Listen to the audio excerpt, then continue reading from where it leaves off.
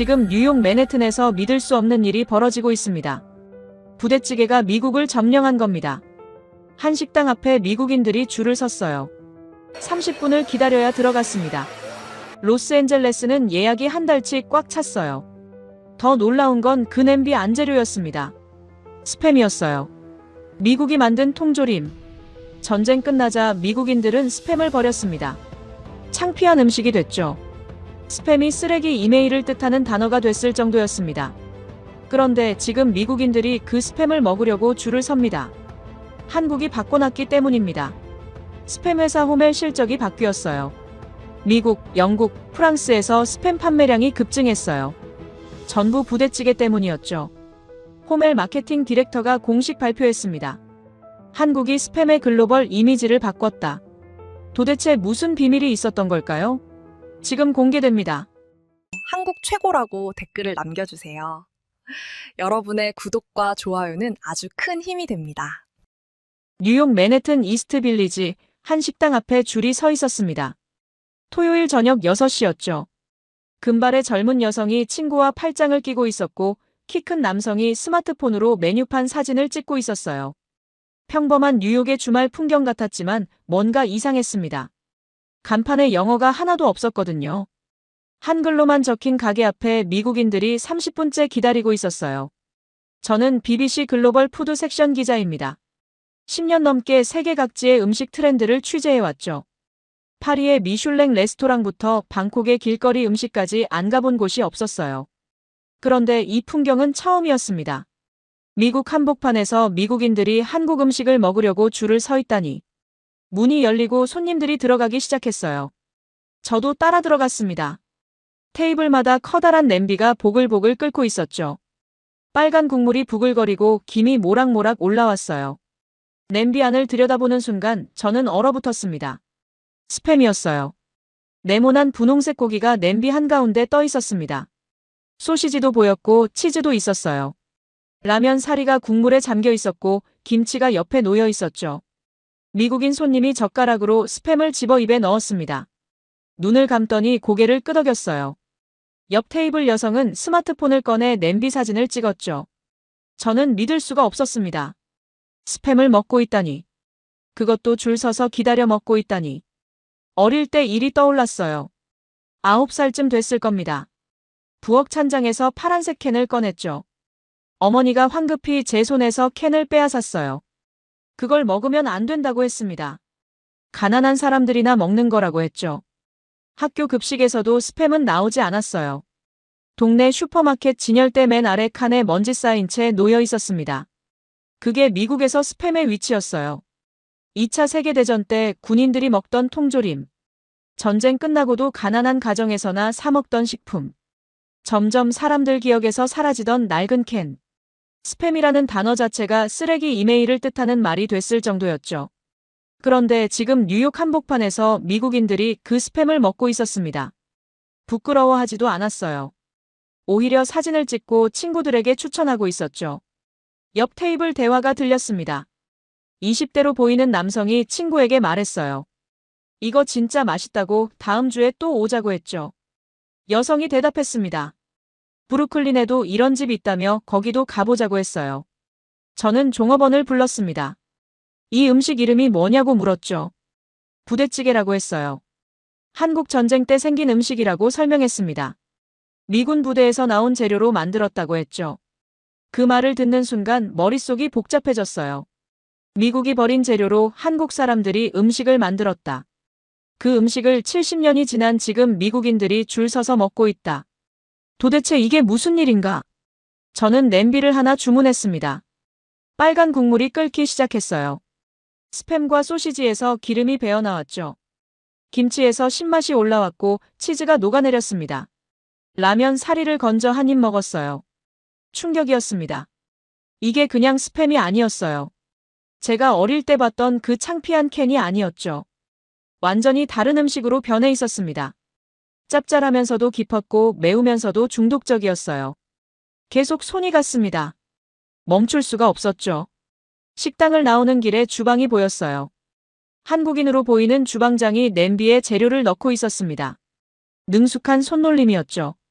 카운터 옆 벽에는 사진들이 붙어 있었어요. 이 식당을 찾은 유명인들 사진이었습니다. 그날 밤 저는 사무실로 돌아가 검색을 시작했습니다. 부대찌개라는 단어를 쳤죠. 수백만 개의 결과가 나왔어요. 유튜브 영상, 인스타그램 사진, 블로그 글. 로스앤젤레스에도 부대찌개 집이 있었고 런던에도 있었습니다. 파리에도 있었죠. 뭔가 큰일이 벌어지고 있었어요. 제가 모르는 사이에 세계가 변하고 있었습니다. 스팸이 다시 살아나고 있었죠. 그것도 미국이 아닌 한국에서. 저는 에디터에게 메일을 보냈습니다. 새로운 기사 아이템을 찾았다고 했어요. 스팸과 한국 음식에 대한 이야기라고 설명했죠. 다음 날 아침 답장이 왔습니다. 흥미롭다고 파고들어보라고 했어요. 그렇게 추적이 시작됐습니다. 호멜 푸드 코퍼레이션. 스팸을 만드는 회사였습니다. 미네소타주 오스틴에 본사가 있었죠. 저는 그들의 최근 3년치 분기 실적 보고서를 모두 내려받았어요. 첫 번째 보고서를 열었습니다. 2021년 4분기 실적이었죠. 북미 지역 스팸 판매량이 눈에 들어왔어요. 전년 대비 3% 하락. 2022년 2분기도 마찬가지였습니다. 1% 감소. 미국 내 판매는 계속 줄어들고 있었죠. 그런데 이상한 게 있었습니다. 같은 보고서 뒷장에 글로벌 판매량이 나와 있었어요. 전년 대비 12% 증가. 다음 분기는 15% 증가였죠. 미국에서는 안 팔리는데 해외에서는 잘 팔리고 있었습니다. 저는 지역별 매출 비중을 확인했어요. 아시아 태평양 지역이 눈에 띄었습니다. 전체 스팸 매출의 40%를 차지하고 있었죠. 3년 전만 해도 28%였는데 급증한 겁니다. 그 중에서도 한국이 특이했어요. 일본이나 필리핀보다 판매량이 더 많았습니다. 1인당 스팸 소비량으로 따지면 한국이 세계 1위였죠. 미국인들보다 한국인들이 스팸을 더 많이 먹고 있었어요. 숫자들이 맞아떨어지기 시작했습니다. 뉴욕 식당에서 본 풍경, 호멜의 아시아 매출 급증, 한국의 높은 소비량. 뭔가 연결고리가 있었어요. 저는 호멜 본사에 전화를 걸었습니다. 홍보팀 직통 번호였죠. 3번 벨이 울리고 여성 목소리가 들렸어요. 저는 BBC 기자라고 신분을 밝혔습니다. 한국 시장에 대해 인터뷰하고 싶다고 했죠. 잠시 침묵이 흘렀어요. 담당자가 다시 물었습니다. 무엇에 대한 기사냐고요? 부대찌개와 스팸의 관계라고 대답했죠. 상대방이 말했습니다. 죄송하지만 지금은 코멘트할 수 없다고. 필요하면 공식 보도자료를 보내주겠다고 했어요. 전화가 끊어졌습니다. 공식 보도자료. 그건 제가 원하는 게 아니었죠. 뭔가 숨기고 있다는 느낌이 들었어요. 저는 방향을 바꿨습니다. 소셜미디어를 뒤지기 시작했죠. 인스타그램에 스팸을 검색했어요. 수만 개의 게시물이 나왔습니다. 그중 상당수가 한글로 되어 있었죠. 해시태그를 따라갔습니다. 부대찌개, 부찌, 스팸 요리. 클릭할 때마다 새로운 사진들이 쏟아졌어요. 빨간 냄비, 끓는 국물, 행복한 얼굴들. 댓글도 수백 개씩 달려 있었죠. 유튜브로 넘어갔습니다. 부대찌개를 검색했어요. 첫 번째 영상이 눈에 들어왔죠. 조회수 300만 회. 미국인 셰프가 부대찌개를 만드는 영상이었습니다. 그는 스팸을 얇게 썰면서 말했어요. 이렇게 해야 더 맛있다고. 국물에 녹아들면 환상이라고 했죠. 두 번째 영상은 조회수 500만 회였습니다. 영국인 여성이 한국 식당에서 부대찌개를 먹는 모습이었어요. 첫 입을 먹고 눈을 크게 떴습니다. 믿을 수 없다는 표정이었죠. 이게 스팸 맞냐고 물었어요. 세 번째, 네 번째, 다섯 번째. 영상마다 조회수가 수십만 회에서 수백만 회였습니다. 프랑스인, 독일인, 캐나다인. 국적도 다양했죠. 하지만 반응은 똑같았어요. 놀라움, 감탄, 중독. 댓글 창을 열었습니다. 영어 댓글들이 쏟아졌어요. 한 댓글이 눈에 들어왔죠. 이거 먹으려고 로스앤젤레스에서 2시간 운전했다. 한국인들 천재 아니냐? 다른 댓글도 비슷했습니다. 시애틀에서 이 집 찾아다녔다. 토론토에 부대찌개 파는 곳 아는 사람. 런던에도 이런 식당 생겼으면 좋겠다. 사람들이 부대찌개를 찾아다니고 있었어요. 저는 검색어를 바꿨습니다. 부대찌개 레스토랑 뉴욕. 15개가 나왔어요. 부대찌개 레스토랑 로스앤젤레스. 22개. 부대찌개 레스토랑 런던. 8개. 전 세계에 퍼져 있었습니다. 리뷰를 읽기 시작했어요. 별점 대부분이 4.5 이상이었죠. 한 리뷰가 인상적이었습니다. 처음엔 의심했다고 했어요. 스팸을 왜 끓이나 싶었다고. 근데 먹어보니 완전히 다른 음식이었다고 했죠. 이제 한 달에 2번은 꼭 간다고 했습니다. 숫자들이 이야기를 하고 있었어요. 호멜의 아시아 매출 급증, 한국의 높은 소비량, 전 세계로 퍼지는 부대찌개, 레스토랑, 수백만 조회수의 영상들. 모든 게 한국으로 향하고 있었습니다. 저는 노트에 적기 시작했어요. 미국이 만든 스팸, 미국이 버린 스팸, 한국이 받은 스팸, 한국이 살린 스팸, 그리고 다시 세계로 퍼진 스팸. 뭔가 큰 이야기가 숨어 있었습니다. 단순히 음식 트렌드가 아니었어요. 이건 역전이었죠. 만든 나라가 잊은 걸 받은 나라가 되살렸다. 그것도 완전히 다른 방식으로. 저는 달력을 펼쳤습니다. 다음 주 스케줄을 확인했어요. 취재 일정을 비워야 했죠. 한국행 비행기표를 검색했습니다. 이틀 뒤 출발하는 편이 있었어요. 에디터에게 메일을 보냈습니다. 한국 출장이 필요하다고 했죠. 부대찌개의 시작점을 찾아야 한다고 설명했어요. 1시간 뒤 답장이 왔습니다. 승인됐다고 좋은 기사 기대한다고 했죠. 노트북을 덮으며 생각했습니다. 이 냄비의 비밀은 한국에 있다고. 70년 전 어딘가에서 누군가 처음 이 냄비를 끓였을 거라고. 그 사람을 찾아야 했어요. 그 순간을 알아야 했죠. 비행기표를 예매하고 나서 저는 스팸의 역사부터 제대로 알아야겠다고 생각했습니다. 한국에 가기 전에 미국에서 스팸이 어떤 의미였는지 정확히 파악해야 했죠. 뉴욕 국립도서관으로 갔어요. 2차 세계대전 자료실에서 오래된 신문들을 뒤졌습니다. 1941년 기사가 나왔죠. 호멜이 스팸 생산량을 급격히 늘린다는 내용이었어요. 전쟁에 나간 군인들에게 보급할 식량이 필요했거든요.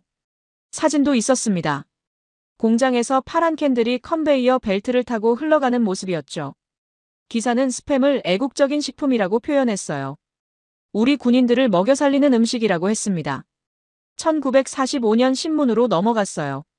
전쟁이 끝났다는 기사들 사이에 작은 광고가 하나 있었습니다. 호멜 광고였죠. 이제 스팸을 집에서도 먹을 수 있다고 했어요. 전쟁 영웅들이 먹던 그 맛을 가족과 함께 나누라고 했습니다.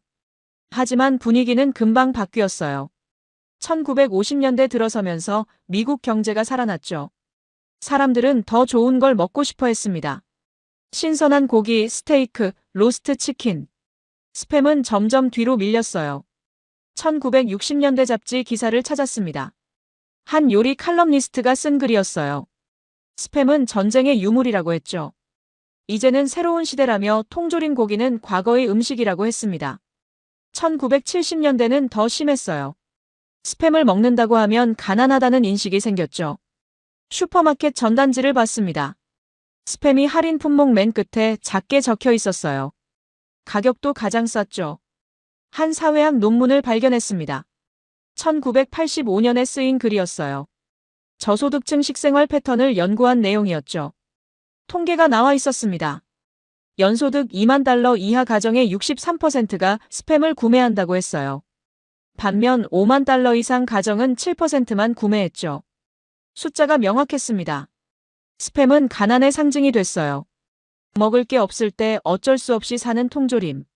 부끄러워서 장바구니 맨 밑에 숨기는 식품. 1990년대 들어서는 더 재미있는 일이 벌어졌어요. 인터넷이 보급되기 시작했죠. 이메일을 쓰는 사람들이 늘어났습니다. 그리고 원치 않는 광고 메일들이 쏟아지기 시작했어요. 사람들은 그 메일들을 뭐라고 불렀을까요? 스팸이었습니다.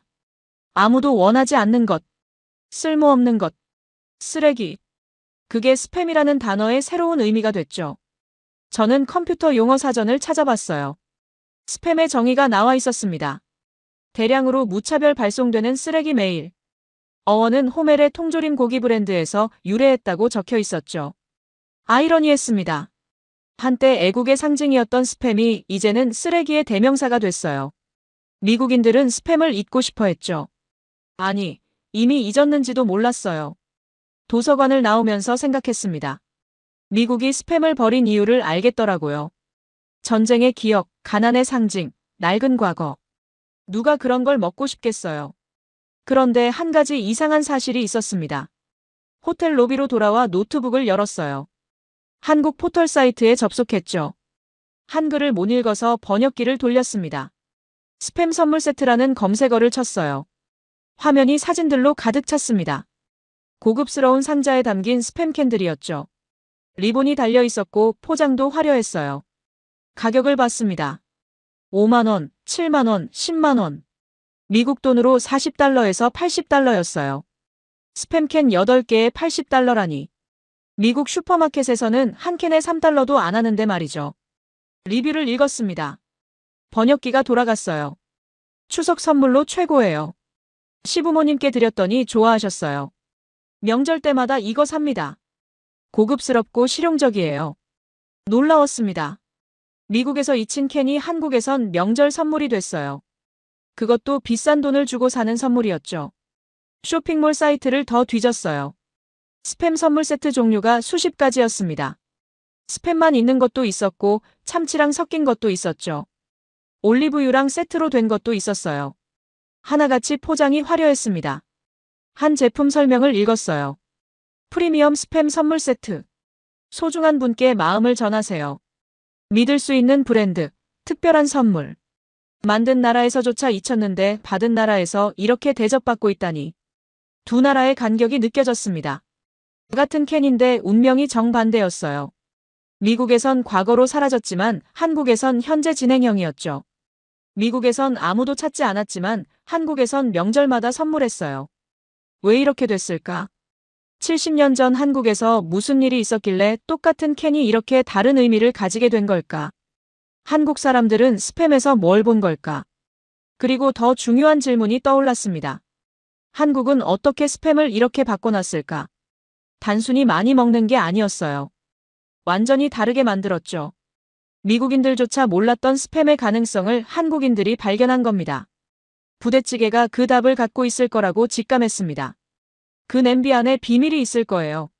미국이 알아보지 못한 가치를 한국이 어떻게 찾아냈는지, 그리고 그걸 어떻게 세계로 다시 보냈는지 짐을 싸며 생각했어요. 만든 나라가 놓친 것, 받은 나라가 발견한 것, 그리고 다시 세계로 돌아간 것. 이 역전의 시작점을 찾아야 했죠. 한국행 비행기는 이틀 뒤였습니다. 인천공항행 비행기표를 예매하고 나서 이틀이 남았습니다. 저는 그 시간 동안 부대찌개가 해외에서 어떻게 퍼졌는지 더 파고들었어요. 영상을 검색했습니다. 첫 번째로 앤서니 보딘이라는 이름이 눈에 들어왔어요. 앤서니 보딘. 미국의 전설적인 셰프였죠. 미슐랭 레스토랑 출신의 베스트셀러 작가였어요. 그가 진행하는 음식 프로그램은 전 세계 수백만 명이 봤습니다. 까다롭기로 유명했죠. 웬만한 음식은 눈길도 안 줬어요. 그런 그가 부대찌개를 먹는 영상이었습니다. 앤더슨 쿠퍼라는 유명 방송인과 함께였어요. 냄비가 끓고 있었죠. 보딘이 젓가락으로 라면을 집었습니다. 한 입 먹더니 눈을 감았어요. 입을 열었습니다. 어머니의 손맛을 느낄 수 있는 전형적인 맛이라고 했죠. 그의 목소리에 진심이 느껴졌어요. 립서비스가 아니었습니다. 앤더슨 쿠퍼가 물었어요. 뭐가 그렇게 특별하냐고. 보딘이 대답했습니다. 이건 단순한 음식이 아니라고 했죠. 생존과 창의성이 만난 결과물이라고 했어요. 가난한 상황에서 나온 천재성이라고 표현했습니다. 댓글이 수천 개 달려 있었죠. 보딘 말이 맞다. 나도 먹어봤는데 중독성 장난 아니다. 한국 음식 중에 이게 제일 좋다. 뉴욕에서 이거 먹을 수 있는 곳 아는 사람. 다음 영상은 울프 슈레더라는 미국인이었어요. 대한 미국인이라는 별명으로 유명한 사람이었죠. 한국에서 오래 살다가 미국으로 돌아간 사람이었습니다. 그가 올린 글을 찾았어요. 미국 출장 다녀온 뒤 부대찌개 집에 간 사진이었습니다. 냄비 앞에서 환하게 웃고 있었어요. 이걸 먹어야 고향에 온 것 같다고 적혀 있었죠. 미국인인데 한국 음식이 고향의 맛이라니. 댓글에도 공감하는 사람들이 많았습니다. 나도 그렇다. 부찌 생각나면 한국행 티켓 끊는다. 이거 없으면 못 산다. 더 놀라운 사진을 발견했습니다. 독일 남성 사진이었어요.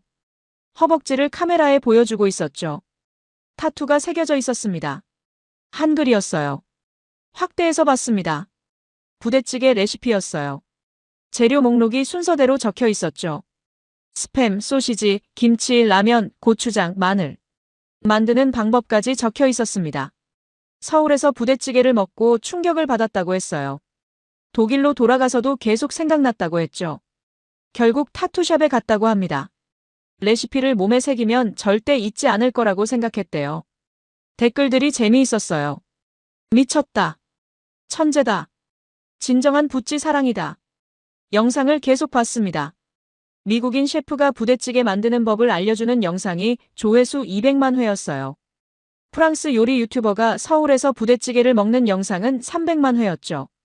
캐나다 푸드 블로거는 토론토에 새로 생긴 부대찌개 집을 소개했는데 오픈한 지 일주일 만에 예약이 한 달치 꽉 찼다고 했습니다. 영국 음식 프로그램도 찾았어요. BBC 방송이었습니다. 런던에 한국 음식이 뜨고 있다는 내용이었죠. 부대찌개가 메인으로 나왔어요. 영국인 셰프가 직접 만들어 봤습니다. 첫 입을 먹고 놀라더니 말했어요. 이게 왜 진작 영국에 안 들어왔는지 모르겠다고. 레스토랑 리뷰 사이트를 열었습니다.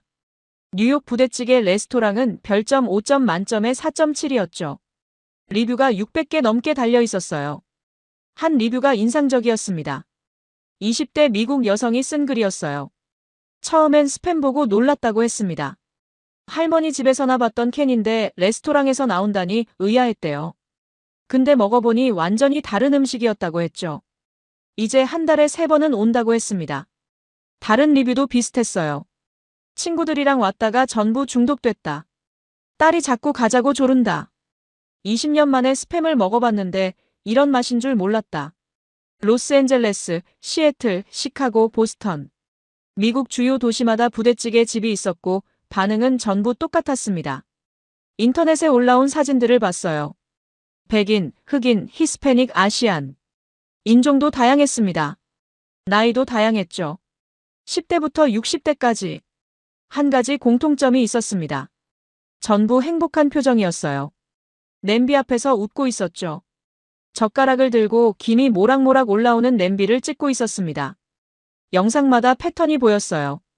처음엔 의심하다가 한 입 먹고 놀라고 결국 중독되는 과정.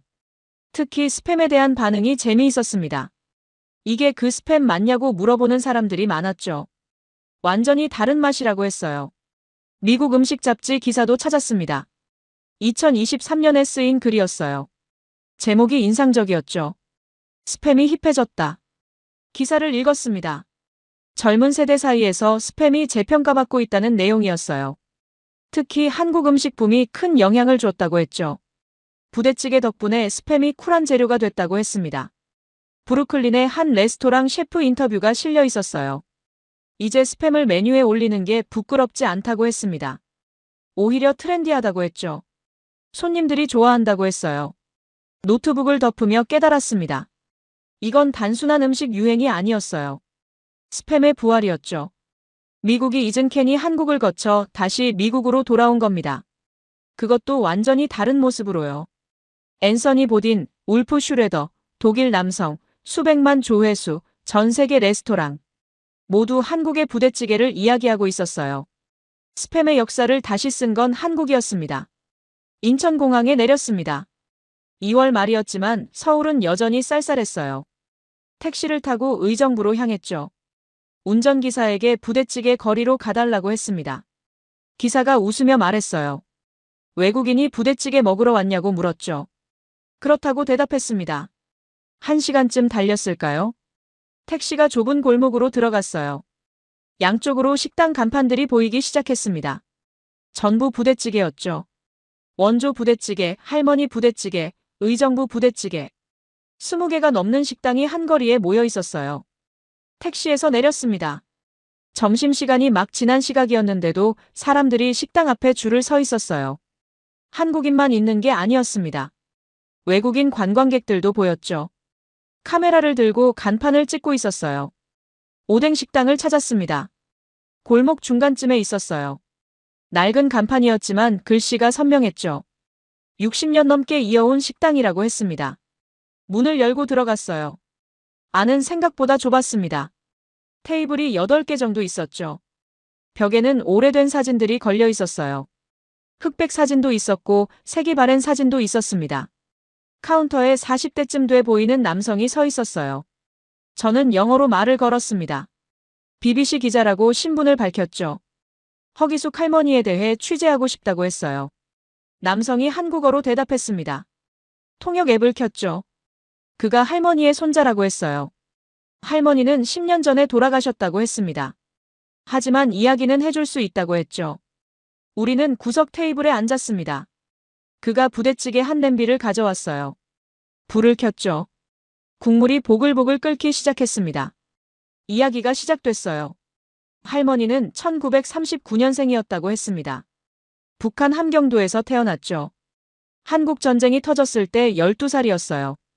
전쟁이 시작되고 석 달쯤 지났을 때 가족과 함께 남쪽으로 피난을 내려왔다고 합니다. 걸어서 내려왔대요. 한 달이 넘게 걸렸죠. 추웠고 배고팠다고 했습니다. 할머니는 평생 그 시절을 잊지 못했다고 해요. 공포와 굶주림 속에서 걸었던 그 길을 말이죠. 의정부에 도착한 건 1950년 겨울이었습니다. 미군 부대가 근처에 있었어요. 할머니 가족은 부대 근처에 천막을 치고 살기 시작했죠. 먹고 살 방법을 찾아야 했습니다. 처음엔 할머니 어머니가 어묵을 팔았대요. 포장마차였죠. 나무 수레에 어묵을 담아 부대 앞에서 팔았습니다. 미군들이 가끔 사 먹었다고 해요. 그러던 어느 날이었습니다. 미군 한 명이 캔을 들고 왔어요. 파란색 캔이었죠. 스팸이었습니다. 소시지도 가져왔고 햄도 가져왔어요. 부대 창고에서 나온 거라고 했대요. 할머니 어머니는 처음에 어떻게 해야 할지 몰랐습니다. 그냥 구워서 팔까 생각했죠. 하지만 12살 할머니가 다른 제안을 했어요. 끓여보자고 했대요. 왜 그런 생각을 했냐고 손자가 물었었대요. 할머니가 대답했습니다. 북쪽에서 어머니가 끓여주던 찌개가 생각났다고 했죠. 배추랑 고기를 넣고 끓이던 그 맛이 그리웠다고 해요. 할머니는 큰 냄비를 가져왔습니다. 스팸을 썰어 넣었어요. 소시지도 썰어 넣었죠. 고추장을 풀었고 마늘을 넣었습니다. 김치가 있었어요. 그것도 넣었죠. 물을 붓고 끓이기 시작했습니다. 국물이 빨개지기 시작했어요. 스팸에서 기름이 나왔고 김치에서 신맛이 올라왔죠. 냄새가 퍼지기 시작했습니다. 미군들이 모여들었어요. 뭐 하냐고 물었죠. 할머니 어머니가 대답했습니다. 새로운 음식이라고 했어요. 한국식 스튜라고 설명했죠. 한 미군이 맛을 봤습니다. 눈이 커졌어요. 맛있다고 했죠. 다른 미군들도 먹어봤습니다. 반응이 좋았어요. 그날 냄비가 다 팔렸습니다. 다음 날부터 미군들이 계속 찾아왔어요. 스팸과 소시지를 가져왔죠. 할머니네 포장마차는 인기를 끌기 시작했습니다. 한국 사람들도 왔어요. 처음 보는 음식이었지만 맛있었거든요. 1960년이 됐습니다. 할머니는 21살이 됐죠. 포장마차를 접고 제대로 된 식당을 열었어요. 이름을 오뎅식당이라고 지었습니다. 처음 시작이 어묵 포장마차였으니까요.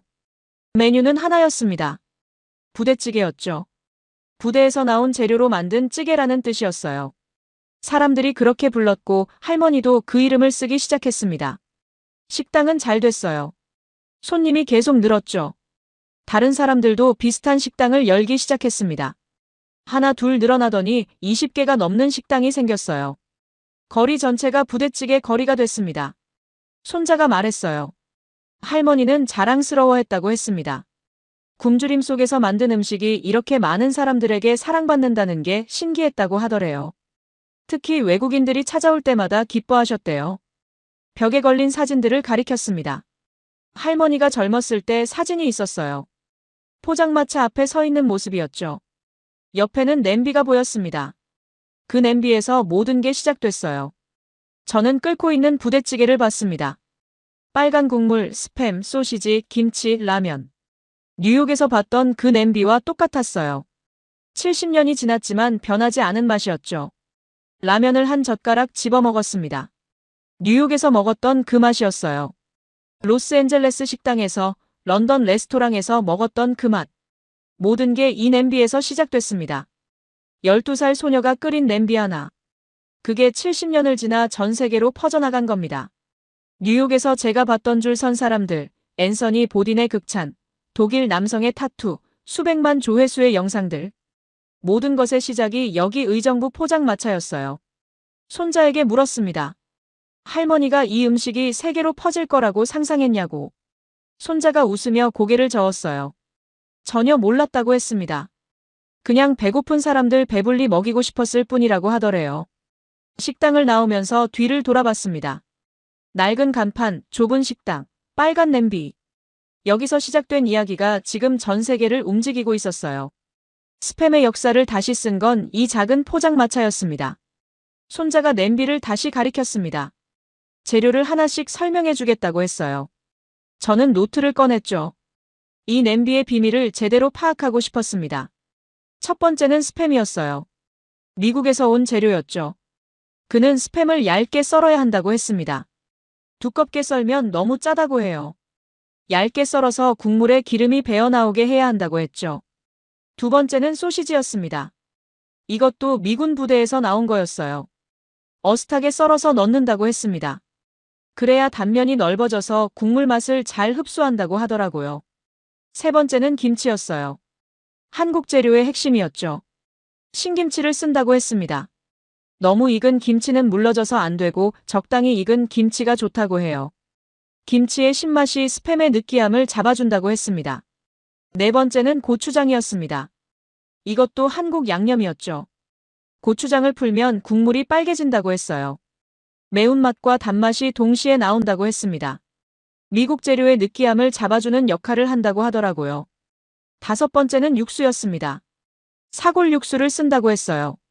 할머니 때부터 그랬다고 합니다. 사골을 끓여서 만든 육수가 국물의 깊이를 만든다고 했죠. 단순히 물로 끓이는 게 아니었습니다. 여섯 번째는 라면이었어요. 이건 나중에 추가된 재료라고 했습니다. 60년대 후반부터 넣기 시작했대요. 라면 사리가 국물을 흡수하면서 맛이 배가 된다고 했죠. 일곱 번째는 치즈였습니다. 이것도 미국에서 온 재료였어요. 냄비 위에 올려서 녹인다고 했습니다. 치즈가 녹으면서 고소함이 더해진다고 하더라고요. 여덟 번째는 떡이었습니다. 한국 가래떡을 쓴다고 했어요. 쫄깃한 식감을 더해준다고 했죠. 저는 재료 목록을 다시 봤습니다. 미국 재료가 셋이었어요. 스팸, 소시지, 치즈. 한국 재료가 다섯이었죠. 김치, 고추장, 사골 육수, 라면, 떡. 그런데 이상한 게 있었습니다. 이 재료들은 원래 함께 있으면 안 되는 것들이었어요. 스팸이랑 김치를 같이 먹는다는 발상 자체가 미국인들한테는 이상한 거였죠. 고추장에 치즈를 섞는다는 것도 말이 안 됐습니다. 손자에게 물었어요. 왜 이 조합이 맛있냐고. 그가 웃으며 대답했습니다. 균형이라고 했어요. 스팸은 짜고 느끼하다고 했습니다. 그런데 김치의 신맛이 그걸 잡아준다고 했죠. 고추장의 매운맛이 느끼함을 날려버린다고 했어요. 사골 육수의 깊은 맛이 전체를 하나로 묶어준다고 했습니다. 치즈는 고소하지만 단조롭다고 했어요. 그런데 고추장의 얼얼한 맛이 치즈에 변화를 준다고 했죠. 라면은 국물을 흡수하면서 모든 맛을 담아낸다고 했습니다. 결국 서로 상반된 재료들이 서로를 보완한다는 거였어요. 미국 재료의 약점을 한국 재료가 잡아주고 한국 재료의 약점을 미국 재료가 메워주는 거였죠. 저는 젓가락을 들었습니다. 스팸을 하나 집었어요. 입에 넣었죠. 짠맛이 먼저 왔습니다. 그 다음 김치를 한 조각 먹었어요. 신맛이 입안을 씻어냈습니다. 그리고 국물을 한 숟갈 떠먹었어요. 매콤하고 깊은 맛이 입안에 퍼졌죠. 라면을 건졌습니다. 빨간 국물이 면에 잔뜩 묻어 있었어요. 한 입 먹었죠. 스팸의 기름기, 김치의 신맛, 고추장의 매운맛, 육수의 깊은 맛이 전부 면에 스며들어 있었습니다. 이게 한 입에 들어왔어요. 쌀밥을 한 숟갈 떴습니다. 건더기를 듬뿍 올렸어요. 스팸, 소시지, 김치, 떡. 국물을 살짝 끼얹었죠. 한 입 먹었습니다. 이해가 됐어요. 뉴욕에서 미국인들이 왜 줄을 섰는지, 앤서니 보딘이 왜 어머니 손맛이라고 했는지, 독일 남성이 왜 허벅지에 레시피를 새겼는지, 전 세계 사람들이 왜 이 음식에 미쳤는지. 이건 단순히 재료를 섞은 게 아니었습니다.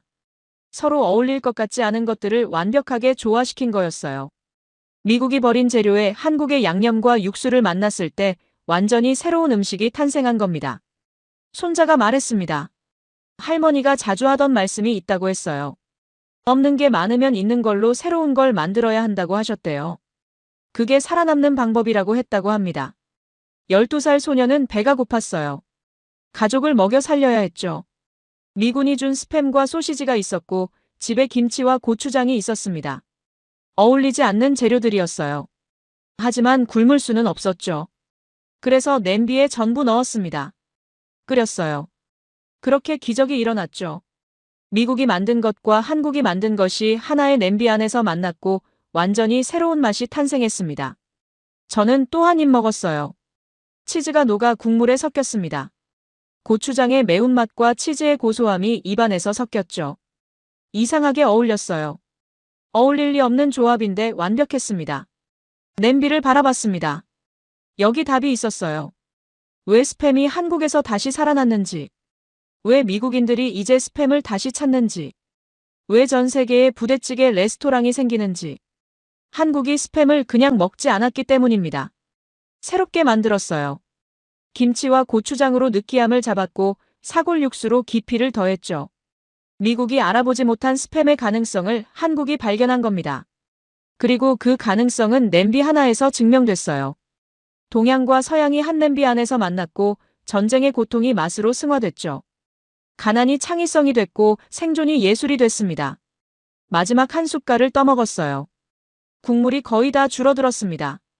진하고 깊은 맛이었죠. 뉴욕에서 처음 이 냄비를 봤을 때의 의문이 풀렸습니다.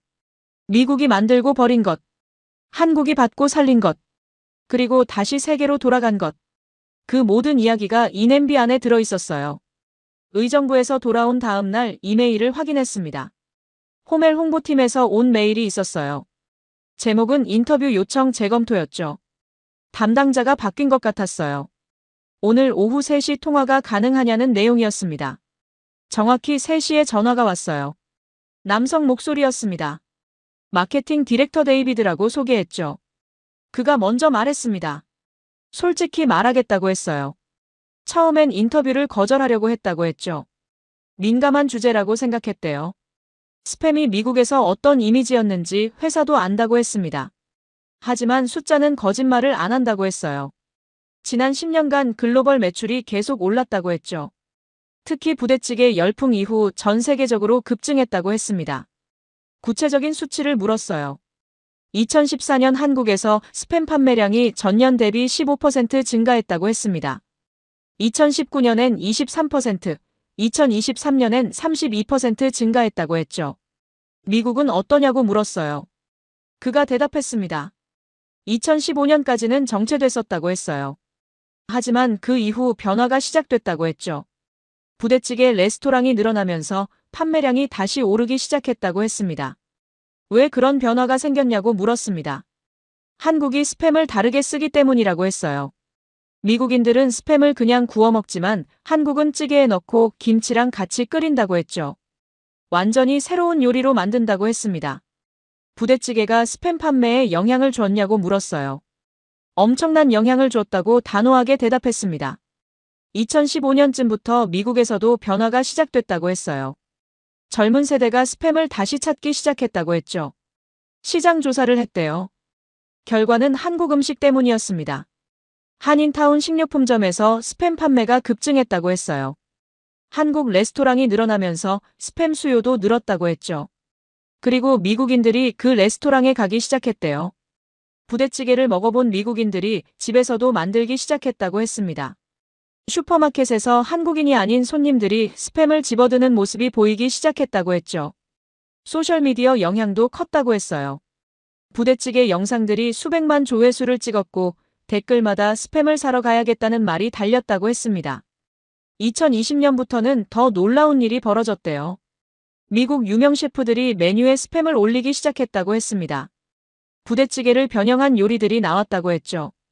그때부터 회사 내부에서 논의가 시작됐다고 했어요. 한국 시장을 단순히 수출 시장이 아니라 브랜드 이미지 재건의 핵심으로 봐야 한다는 결론이 났대요. 왜 그런 결론이 나왔냐고 물었습니다. 한국이 스팸의 가치를 재정의했기 때문이라고 했죠. 미국에선 스팸이 한때 과거의 음식이었다고 했어요. 전쟁 시대 유물이고 가난의 상징이었다고 했습니다. 하지만 한국에선 프리미엄 선물이고 창의적인 요리의 재료라고 했죠. 그 이미지가 역수입되고 있다고 했습니다.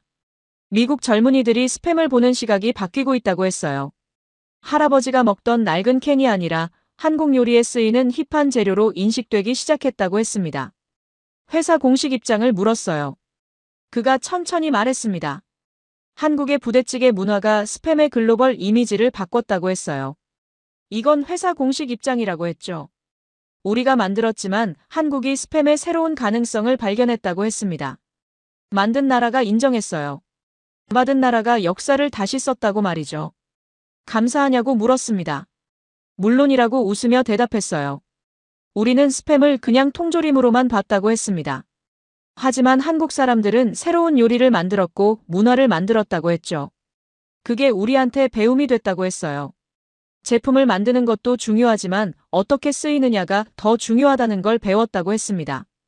마지막 질문을 했어요. 앞으로 계획이 뭐냐고 물었죠.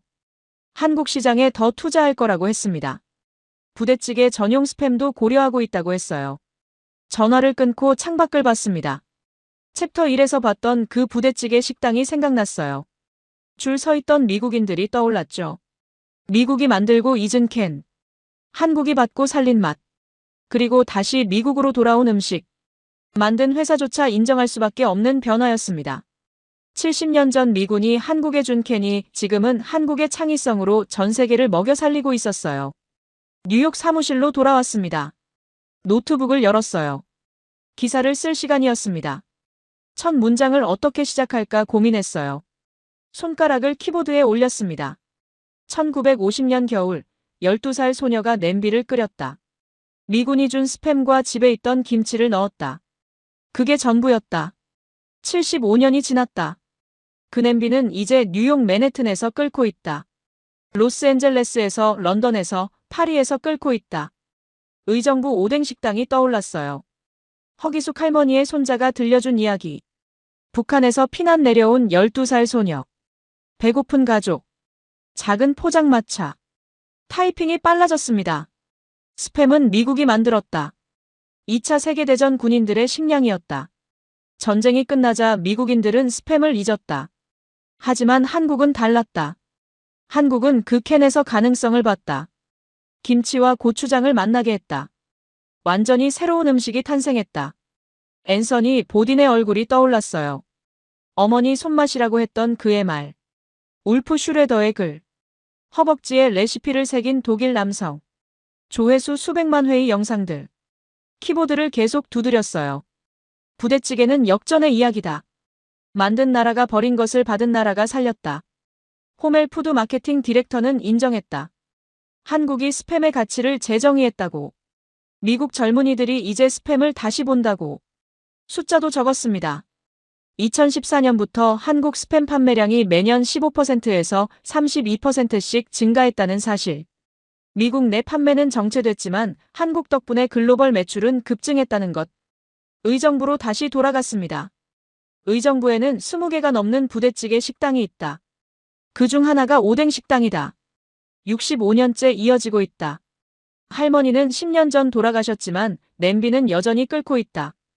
핵심을 적었어요. 이건 단순한 음식이 아니다. 생존의 음식이다. 전쟁의 고통이 맛으로 승화된 음식이다. 12살 소녀는 배가 고팠다. 선택지가 많지 않았다. 하지만 포기하지 않았다. 냄비에 전부 넣고 끓였다. 그렇게 기적이 일어났다. 마지막 문장을 썼습니다. 75년 전 냄비 하나가 끓었다. 의정부 포장마차에서. 이제 그 냄비는 전 세계에서 끓고 있다. 한국의 창의성이 세계의 식탁을 바꿨다. 부대찌개는 그 증거다. 기사를 에디터에게 보냈습니다. 다음 날 좋은 기사라고 답이 왔어요. BBC 메인 페이지에 올리겠다고 했죠. 이틀 뒤 기사가 나갔습니다. 제목은 한국의 컴포트 푸드는 어떻게 세계화되었나였어요. 반응이 폭발했습니다. 댓글이 수천 개 달렸어요. 런던에서 어디서 먹을 수 있냐는 질문이 쏟아졌죠. 맨체스터 독자는 당장 한국 식당을 찾아보겠다고 했습니다. 파리 독자는 이미 3번 먹어봤다며 중독됐다고 했어요. 다음 날 뉴욕 식당 사장에게서 연락이 왔습니다. 손님이 2배로 늘었다고 했어요. 기사를 보고 찾아온 사람들이 줄을 섰다고 했죠. 예약이 2주일치 꽉 찼다고 했습니다. 로스앤젤레스 식당에서도 메일이 왔어요. 똑같은 상황이라고 했습니다. 기사 링크를 들고 온 손님들이 넘쳐난다고 했죠. 런던 코리아타운 식당 주인도 연락했습니다. 영국인 손님이 3배 늘었다고 했어요. 호멜에서도 메일이 왔습니다. 데이비드였어요. 기사 나간 뒤 문의 전화가 쏟아진다고 했습니다. 부대찌개가 뭐냐고 묻는 사람들이 많다고 했죠. 한국 시장 투자를 확정했다고 했습니다. 부대찌개 전용 스팸을 내년에 출시한다고 했어요. 일주일 뒤 후속 기사들이 나오기 시작했습니다. 미국 음식 잡지에서 부대찌개 특집을 냈어요. 프랑스 요리 프로그램에서 만드는 법을 방송했죠. 독일 신문은 베를린에 생긴 부대찌개 레스토랑을 취재했습니다. 소셜미디어는 더 뜨거웠어요. 부대찌개 해시태그가 수십만 개로 늘었습니다. 사람들이 집에서 만들어 먹는 사진을 올렸어요. 처음 만들어 봤는데 성공했다는 글들이 쏟아졌죠. 한 달 뒤 통계가 나왔습니다. 영국에서 스팸 판매량이 전월 대비 40% 증가했어요. 프랑스는 35%, 독일은 28% 올랐습니다. 전부 부대찌개 때문이라고 했죠. 창밖을 봤습니다. 저 어딘가에서 지금도 부대찌개가 끓고 있을 겁니다. 뉴욕에서, 로스앤젤레스에서, 런던에서, 파리에서 사람들이 줄을 서고 있을 거예요. 그 냄비를 먹기 위해. 부대찌개는 음식 그 이상입니다. 한국인의 저력이에요. 어려운 상황에서도 포기하지 않고 새로운 것을 만들어내는 힘. 버려진 것에서 가치를 찾아내는 능력.